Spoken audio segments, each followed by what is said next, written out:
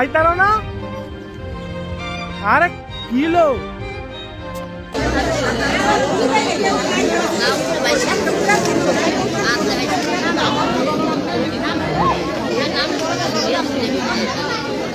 নামছে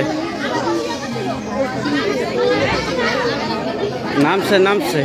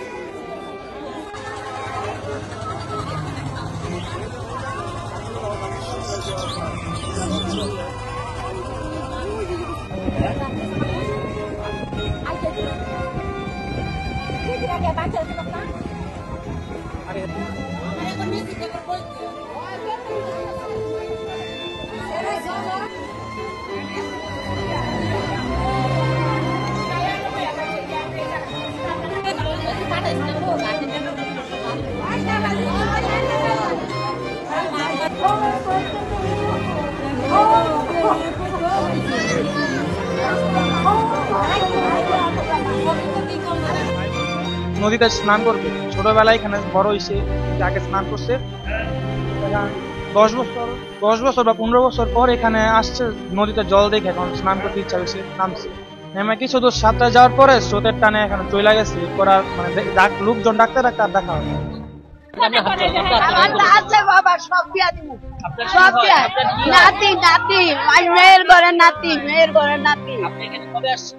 আমাদের আজকে আইছে আজকে সকালে 1টা বাজাইছে